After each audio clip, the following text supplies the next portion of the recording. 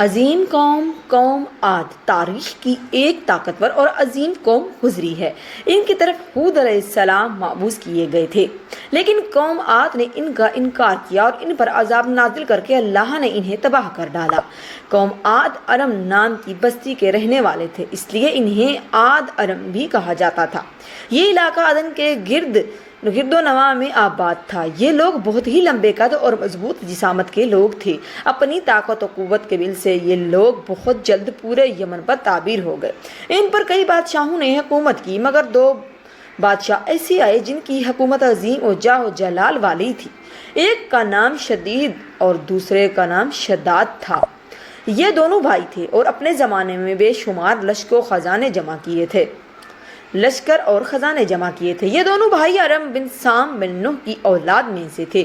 ان کی کل حکومت عمان، یمن، عدن اور شمالی عرب کے علاقوں پر تھی۔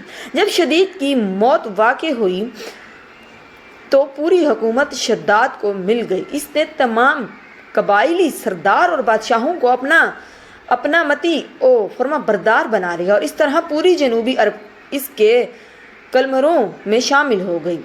اس نے اپنی حکومت کو عروج تک پہنچا دیا۔ دنیا کے دیگر ممالک کے بادشاہ اس کے بعد گزار ہو گئے۔ اس تسلط اور غلبے نے اس کو اتنا مغرور متکبر کر دیا کہ اس نے خدائی کا دعویٰ کر ڈالا۔ اس وقت علماء اور پیغمبر کے پیروکار نے اسے سمجھایا اور عذاب الہی سے ڈرایا، مگر وہ کہنے لگا میرے پاس اب دولت و حکومت سب کچھ ہے، اب خدا کی عبادت کی ضرورت نہیں اور میں اب کسی کی اطاعت نہیں کروں گا۔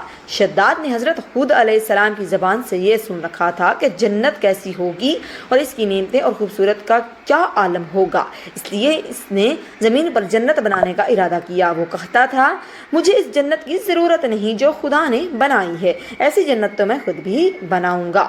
لہٰذا اس نے معتبر افراد کو جمع کیا اور ہر ایک کو 1000 آدمیوں پر مقرر کیا اور پوری دنیا کے ماہرین کو عدن آنے کی دعوت دی۔ اس نے اپنے بھانجے زحا کو جو ایران کا بادشاہ تھا کہلایا بھیجا کہ جتنا سونا چاندی تمہارے پاس جمع ہے وہ فوراً میرے پاس بھیج دو۔ زحاک نے ایسا ہی کیا۔ اس نے تمام حکمرانوں اور سرداروں کو یہ حکم دیا کہ سونے چاندی کے کانوں سے اینٹیں بنوا کر بھیجے اور کوہ عدن کے متصل ایک مربع شہر جو 10 کوس چوڑا اور 10 کوس لمبا ہو بنانے کا حکم دیا۔ اس کی بنیادیں اتنی گہری کھدوائی کہ پانی کے قریب پہنچا دی، پھر ان بنیادوں کو سنگ سلمانی سے بھروا دیا۔ جب بنیادیں بھر کر زمین کے برابر ہو گئی تو اس پر سونے چاندی کی اینٹیں کی دیواریں چنی گئی۔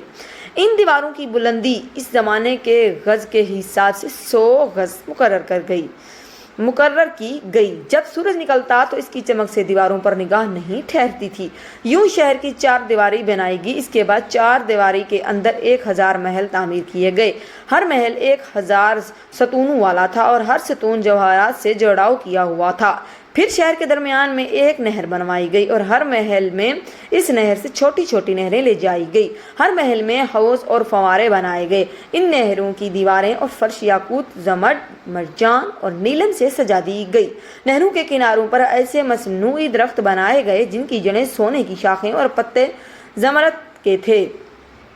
ان کے پھل موتی، یاقوت اور دوسرے جواہرات کے بنوا کر ان پر ٹانگ دیے گئے۔ شہر کے دکانوں اور دیواروں کو مشک، زعفران اور عنبر و گلاب سے سیگل کیا گیا۔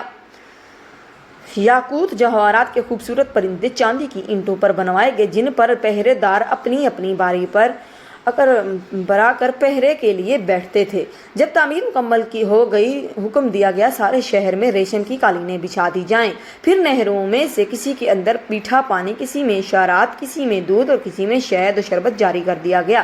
روایتوں میں آتا ہے کہ اس جنت کو بنانے میں 300 سال لگے اور شداد کی عمر 900 سال کے قریب تھی۔ باغ ارم کے مکمل ہونے کے بعد وہ اپنے لاؤ لشکر کے ساتھ متکبرانہ انداز میں شہر کی طرف روانہ ہوا۔ جب قریب پہنچا تو تمام شہر والے اس کے استقبال کے لیے شہر کے دروازے کے باہر آ گئے اور اس پر ضرور جواہر نچھاور کرنے لگی۔ ابھی اس نے گھوڑے کی رکاب سے ایک پاؤں نکال کر دروازے کی چوکھٹ پر رکھا ہی تھا کہ اس نے ایک اجنبی شخص کو اپنے قریب کھڑا دیکھا۔ اس نے پوچھا تو کون ہے؟ اس نے کہا میں ملک الموت ہوں اور ابھی اس وقت آپ کو روح قبض کرنے آیا ہوں۔ تو شداد نے کہا کچھ مہلت دے دی جائے کہ میں اپنی بنائی ہوئی جنت کو دیکھ لوں۔ جواب ملا مجھ کو حکم نہیں۔ کہا چلو اس قدر ہی فرصت دے دو کہ گھوڑے پر سے اتر آؤں۔ جواب ملا اس کی بھی اجازت نہیں۔ لہٰذا ابھی شداد کا ایک پاؤں رکاب میں اور دوسرا چوکٹ پر ہی تھا کہ ملک الموت نے اس کی روح قبض کر لی۔ پھر حضرت جبرائیل علیہ السلام نے بڑے زور سے ایک ہولناک چیخ ماری کہ اس وقت تمام شہر اپنی عالی شان سجاوٹوں اور محلات کے ساتھ زمین دوز ہو گیا اور اس کا نام و نشان باقی نہ رہا۔ علماء و مورخین نے کتابوں میں لکھا ہے کہ بادشاہ اور اس کے لشکر کے ہلاک ہو جانے کے بعد وہ شہر بھی لوگوں کی نگاہوں سے اوجھل کر دیا گیا، مگر کبھی کبھی رات کے وقت عدن اور اس کے ارد گرد کے لوگ اس کی کچھ روشنی اور جھلک نظر آ جاتی ہے، اور یہ روشنی اس شہر کی دیوار کی ہے جو سونے چاندی سے بنائی گئی تھی۔ مزید ایسی ویڈیو دیکھنے کے لیے ہمارے چینل کو سبسکرائب ضرور کر دیں۔ شکریہ، جزاک اللہ۔